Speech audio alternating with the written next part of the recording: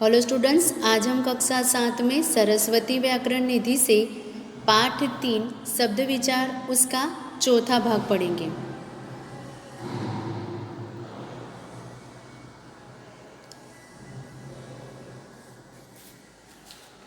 बच्चों, पिछले वीडियो में हमने शब्दों के वर्गीकरण की तीसरा प्रकार प्रयोग के आधार पर शब्द भेद, विकार के आधार पर शब्द भेद हमने देखा था। उसमें विकार के दो प्रकार होते हैं, विकारी और अविकारी।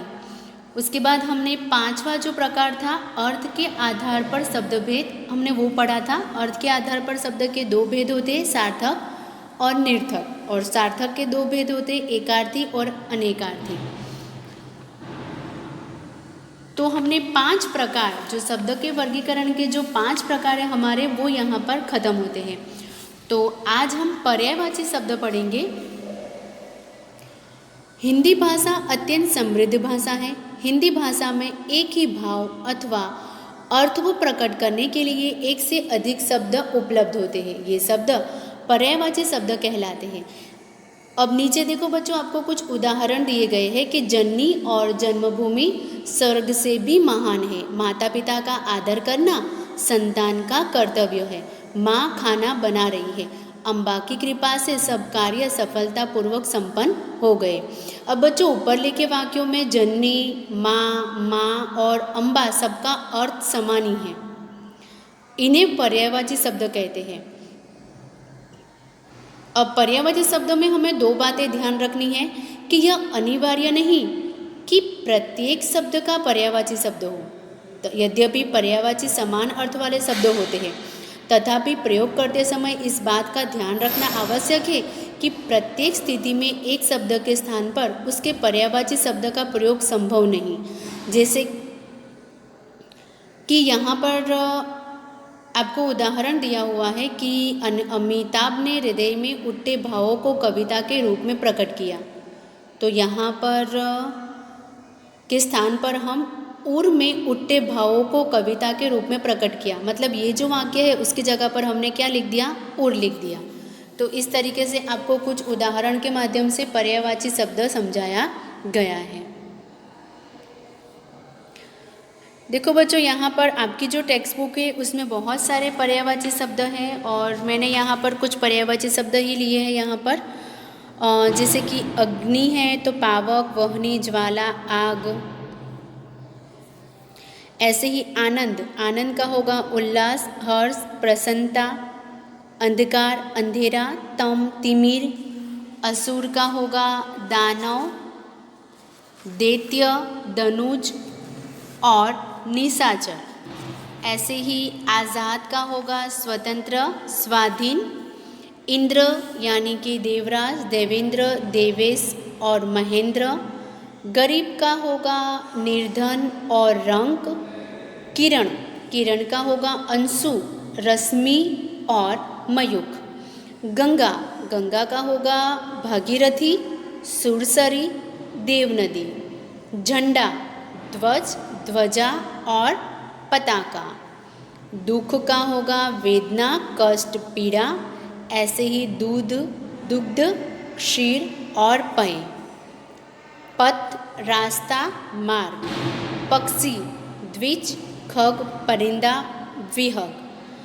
पेड़, पेड़ का होगा वृक्ष, तरु और विटप। पुत्र, सुत, बेटा, तनय।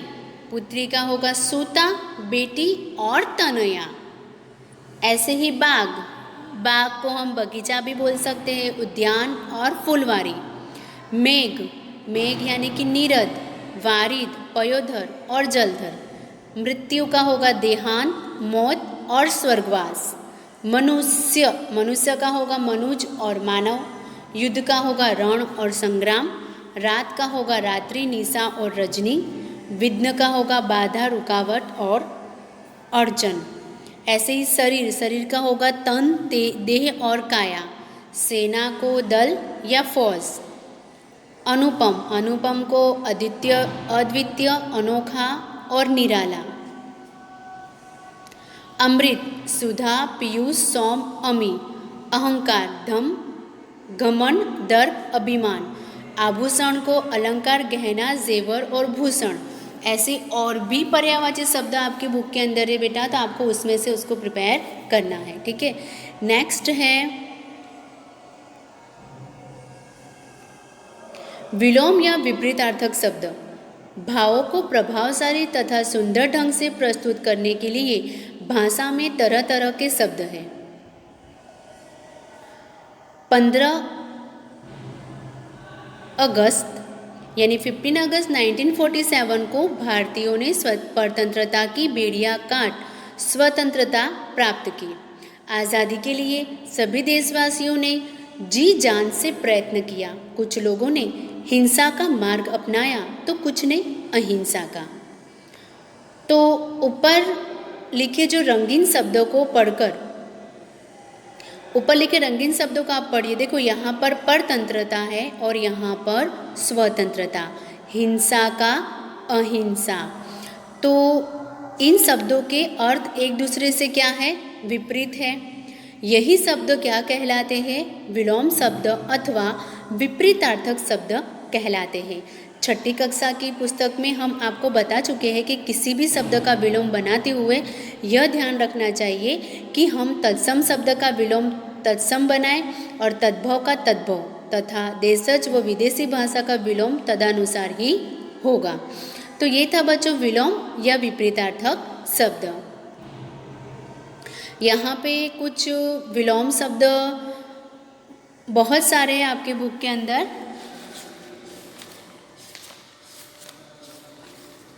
उसमें से कुछ विलोम शब्द मैंने यहाँ पर लिए हुए हैं, जैसे कि मित्र का शत्रु होगा, साधारण असाधारण, विश्वास का अविश्वास, विशाल लघु, प्रेम घृणा, स्मरण विस्मरण, सस्ता का होगा महंगा, असीम सीमित, एकता का अनेकता, विकसित का अविकसित होगा, आदर का निरादर और अनादर। ऐसे ही आकर्षक अनाकर्षक, अंतर्व्यापी बहिर्व्यापी, संतोष का असंतोष, होश बेहोश, दुर्भाग्य सौभाग्य, हित अहित, सुर असुर, सपुत कपुत और चर का होगा अचर। ऐसे यहाँ पे भी आपको जो शब्द दिए गए हैं विलोम शब्द।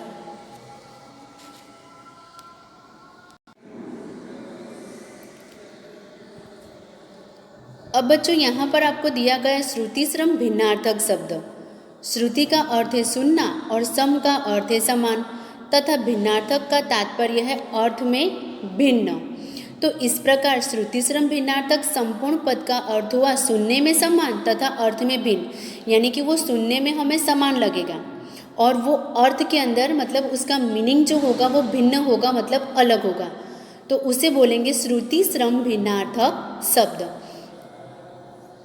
कुछ शब्द सुनने में तो हमें एक से लगते हैं परंतु उनका अर्थ अलग होता है। यदि हम उनके अर्थों से भली भांति परिचित नहीं होंगे तो क्या हो सकता है, वो निम्नलिखित उदाहरण पढ़कर आप स्वयं समझ जाएंगे।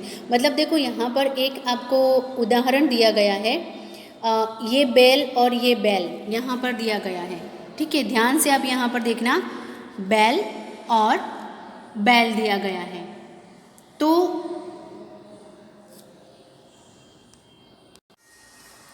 तो यहाँ पे देखो मेरे बगीचे में अंगूर की बेल लगी है, मतलब जो अंगूर की बेल है वो यहाँ पर बताया गया है। और दूसरा देखो मेरे बगीचे में अंगूर की बेल लगी है और मेरे बगीचे में अंगूर की बेल लगी है। तो एक बेल का अर्थ है लता, यानी कि ये जो बैल है इसका अर्थ होता है लता, तथा दूसरा जो बैल है उसका अर्थ होता है ये पशु जो हल चलाता है। इन दोनों के उच्चारण और वर्तनी में थोड़ा सा अंतर है परंतु इसका जो अर्थ होता है वो अलग है। यहाँ पे कुछ श्रुति श्रम भिन्नार्थक शब्द दिए गए हैं, जैसे कि अली सखी, ये अली का भ्रमर होगा। अचल पर्वत, अचला पृथ्वी। ऐसे ही उपयुक्त उचित और उपर्युक्त ऊपर कहा गया। अन्याय अनुचित और अन्यान्य यानी कि दूसरे दूसरे। कुल का होगा वंश परिवार या योग और ये कुल का मतलब होगा किनारा। काठ लकड़ी, काट काटना, अंदर भीतर और अंतर मतलब भेद। अचार नींबू या आम आदि का जो अचार होता है वो, और आचार का मतलब होगा व्यवहार। ऐसे ही अवधि यानी समय, और अवधि का मतलब होगा अवध की बोली। उपकार मतलब भला करना, और अपकार का मतलब होगा बुरा करना।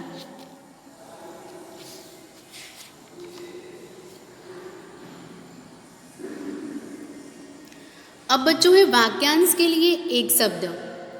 अपने भावों को कम से कम शब्दों में प्रकट करने से भाषा के प्रभाव में वृद्धि होती है। बच्चों आपको भी कम से कम शब्दों में अधिक से अधिक बात करने का अभ्यास करना चाहिए।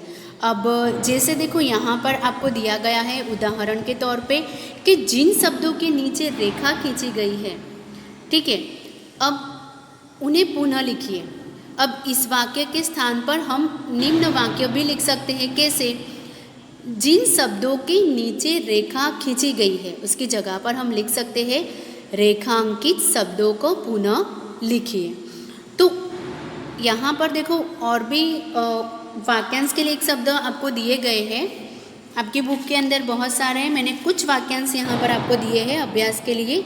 जहाँ पाया न जा सके यानी कि अगम, जिस पर मुकदमा चल रहा हो अभियुक्त, जो बात पहले कभी न हुई हो अभूतपूर्व, जिसे रोका न जा सके अदम्य, जिसने ऋण चुका दिया हो ऋण, जिस पर उपकार किया गया हो उपकृत, किसी की हंसी उड़ाना उपहास, कमर कसकर तैयार होना कटिबद्ध, जो किसी के पक्ष में न हो तटस्थ, जो कम बोलता है मितभाषी।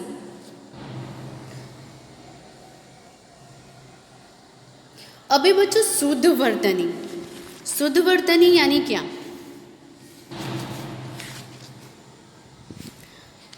अब देखो यहाँ पर रविवार को दुकान बंद रहेगी। मनन ने अपने चचेरे भाई के घर जाते हुए इस वाक्य को जैसा लिखा था वैसा ही पढ़ा, तो उसकी माँ ने नाराज़ होकर उसको शुद्ध रूप से पढ़ने को कहा। अब देखो यहाँ पर एक एग्जाम्पल आपको दिया गया है कि शुद्ध वर्तनी यानी कि जो अशुद्ध शब्द होता है उसको हमें शुद्ध करना है। तो ये जो शब्द यहाँ पर दिया गया है वो अशुद्ध है। यहाँ पर ये जो मात्राएं हैं वो मात्राओं की यहाँ पर मिस्टेक्स है, तो उसे हमें सही करना है। तो दुकान के अंदर जो उ दिया हुआ है वो नहीं आएगा और छोटा उ आएगा। तो वास्तव में हिंदी एक ऐसी भाषा है जैसा इसका उच्चारण होता है वैसे ही इसे लिखा जाता है, तथा जैसे इसको लिखा जाता है वैसे ही यह पढ़ी भी जाती है। तो अतः यह आवश्यक हो जाता है कि हम भाषा का शुद्ध उच्चारण करें तथा उसे शुद्ध रूप से लिखें, ताकि पढ़ने और सुनने वाला आपकी बात का सही अर्थ समझ सके। तो यहाँ पर देखो बच्चों आपकी बुक के अंदर बहुत सारे शुद्ध और अशुद्ध शब्द दिए गए हैं, तो आइए हम उसे देखते हैं।